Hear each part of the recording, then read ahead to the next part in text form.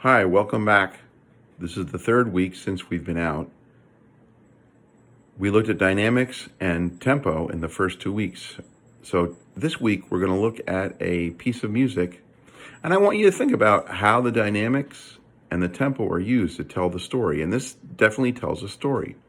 First thing you're going to see, though, is going to be an interview, a FaceTime with composers, with the composer of this piece of music. His name is Peter Ilyich Tchaikovsky. And that may sound like a funny name to you, but in Russia, that would be a very, very common sounding name. And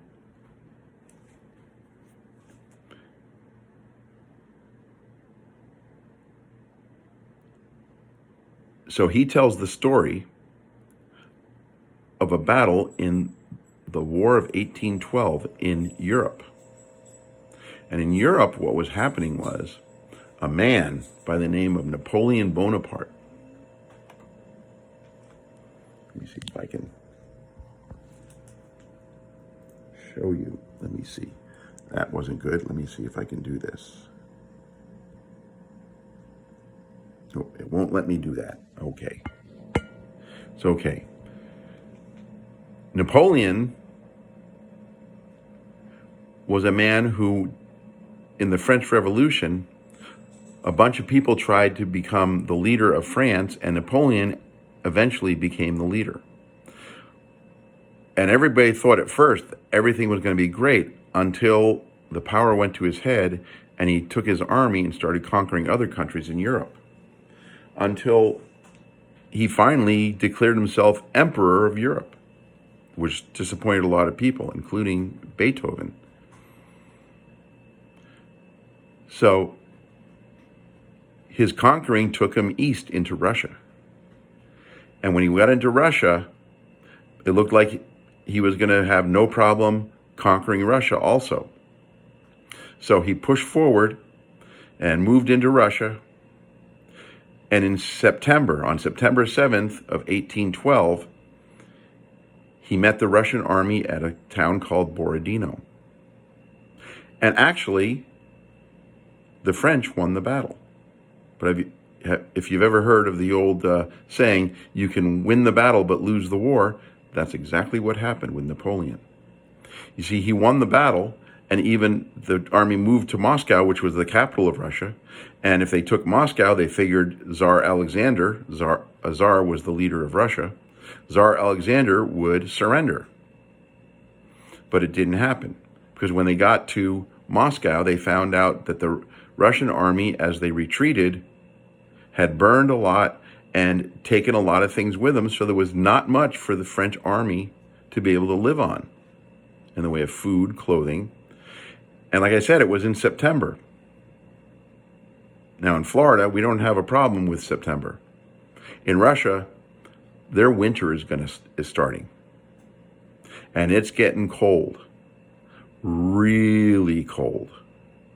And so the French army not only didn't have food, and they didn't have a lot of warm clothing, they were also being hit with freezing temperatures. And so then also a lot of disease set in. So eventually, about a month later, they started to retreat and leave Russia. So the 1812 overture is about the battle, but ultimately the Russian victory in the war. So I want to go over a few of the themes that are in the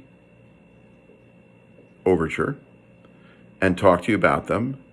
And then we're going to listen to the whole overture. And then I'm going to have a discussion question that you can log in and put your comments on. So the first thing that you're going to hear is a hymn. And that hymn is the Russian people praying to God to save their country.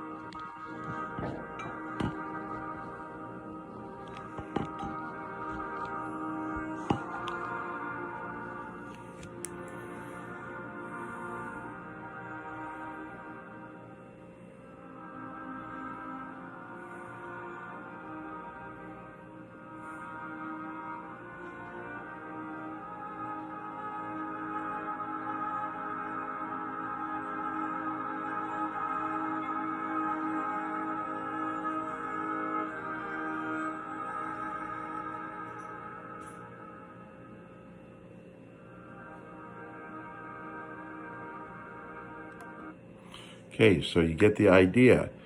A very, very solemn and very, very quiet prayer. They're waiting, and they know that invisible French army is right outside waiting to come in. So the next theme you're going to hear represents the French army, and it's what's now the national anthem of France, and it's called the Marseillaise. And Tchaikovsky used that to represent the Russian army, like I said. Before that, you're going to hear a very common theme that a lot of people have heard. You've probably heard it in a lot of commercials. You're going to hear that. It's going to lead into the Marseillaise. But here's the Marseillaise, so you recognize it in the piece of music.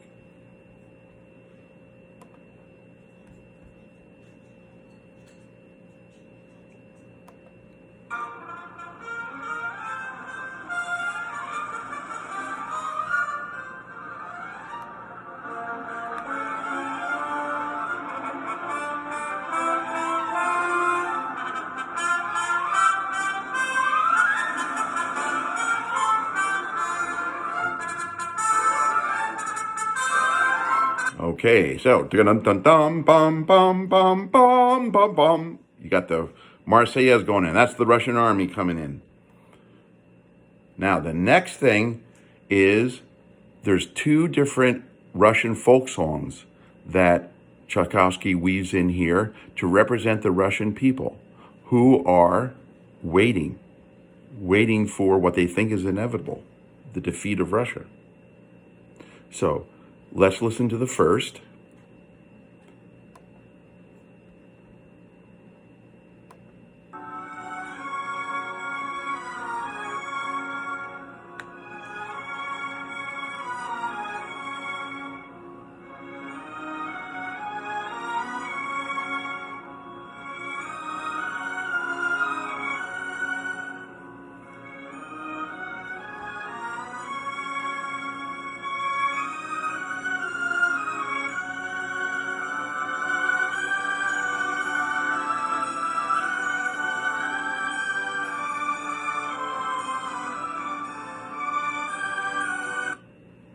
Okay, that's the first, and here's the second.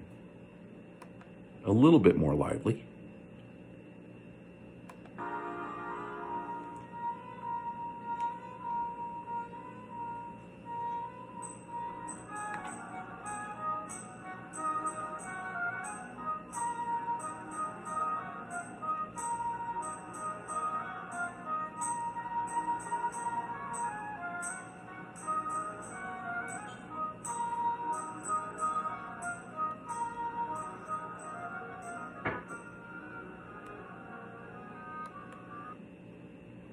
Okay, and then we get into the battle. And what a lot of people like about the 1812 Overture is that a lot of times when it's performed, they actually use real cannons to perform. And that's the case in this recording too. So the music kind of builds up in intensity, and then you hear cannons. And then what you're going to hear is a lot of furious action. And you're going to hear the Marseillaise in there, and you're going to hear all this stuff going on in there. And then, to indicate the Russian victory, you're going to hear that very first hymn, but a lot different. It sounds much more triumphant, and you'll hear church bells ringing. So that's what I'm going to play right now, the hymn with the church bells, to show that ultimately Russia has won the war.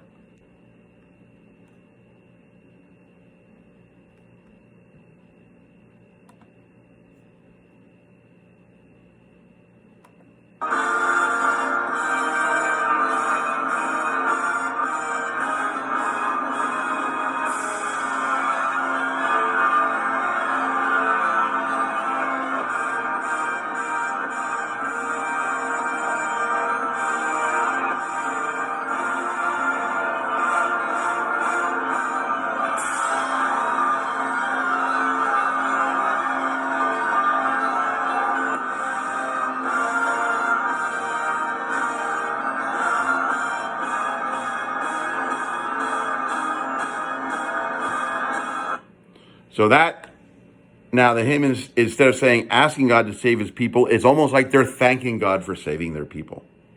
And finally comes the end, and you're going to hear that, but over the top of it, you're going to hear the Russian national anthem of God Save the Tsar. And so, I'm going to play the finale. And then you're going to go to another link, and you're going to hear the whole thing, so you can hear everything as it's weaved together to tell the whole story of the battle and the victory.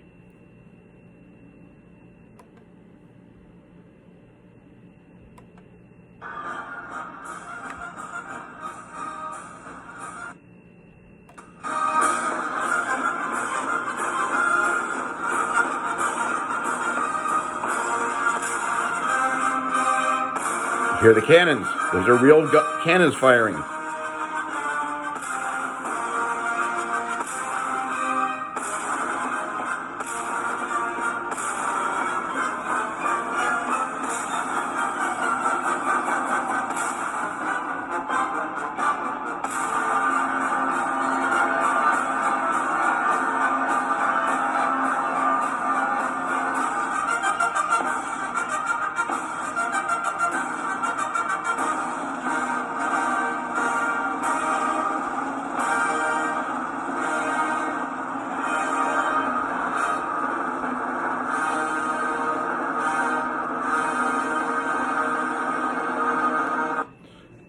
Okay, so remember, what you're listening for is how the dynamics and the tempo are used to tell the story.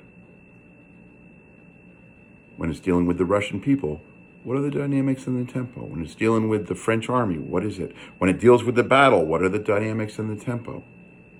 So that you'll be able to discuss what you hear and how it is, and maybe tell whether you think it's really effective in telling that whole story of the battle. So I hope you enjoy it, and we'll talk to you later. Bye-bye.